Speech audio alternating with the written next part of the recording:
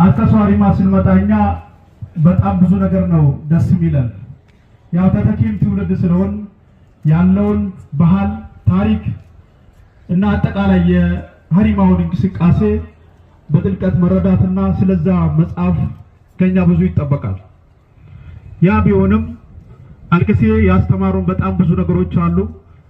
ቅድም ከሊፋው ብዙ ነገሮች የገለጹ ቢሆንም እኛም እዚህ ከመጣን የተወሰነ ነገሮች ማለት ስላለብን ከተረዳነው ካየነው የአልከሴ ሀሪማ እና አልከሴ ራሳቸው ለስልጤ ሕዝብ ብዙ ነገሮችን እንዳስተማሩ ነው የምንረዳው።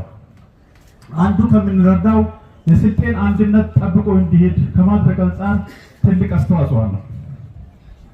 ይሄ የማይታወቀውን ማህበረሰብ በተለያዩ ቦታዎች ተበታትኖ የነበረው ማህበረሰብ የራሱ መዋቅር ባልነበረው ጊዜ መዋቅር እንዲኖረው አልከሴን ይህ ሀሪማነቱ ብቻ ሳይሆን የተለያዩ የስልጤ ጎሳዎች በተለያዩ ቦታ ያሉትን በአንድ ተሰብስበው በአንድ ጣራ ሆነው የራሳቸውን የየቀበሌያቸውን ክፍል እንዲኖራቸው በማድረግ የስልጤን አንድነት እንዲጠናከር ያደረጉ መሻይክ ናቸው።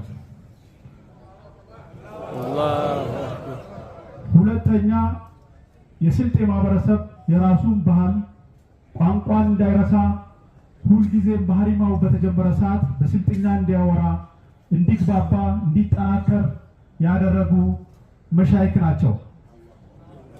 አላሁ አክበር።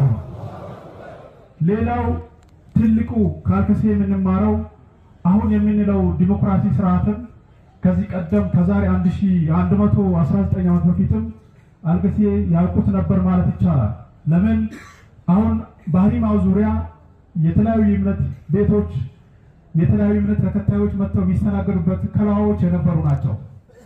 ይህን ያሳየው የሃይማኖት እኩልነት የብሔር እኩልነት አሁን የምንለው የዛሬ 119 ዓመትም የአልከሴ የተከበሩት መሆኑንና ለአሁኑ ትውልድ ብዙ የሚያስተምር መልእክት ያስተላለፉ በመሆናቸው ይህን ነገር አጠናክረን እንቀጥልና በቀጣይ በክልል በቅርስነት እንዲመዘገብ አድርገናል።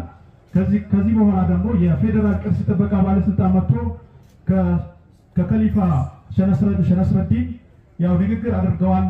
ያለው መረጃ ወስደዋል። ቀጣይ በዓለም አቀፍ ደረጃ የምናስመዘግብ መሆኑን በዚሁ እንገልጻለን። አመሰግናለሁ።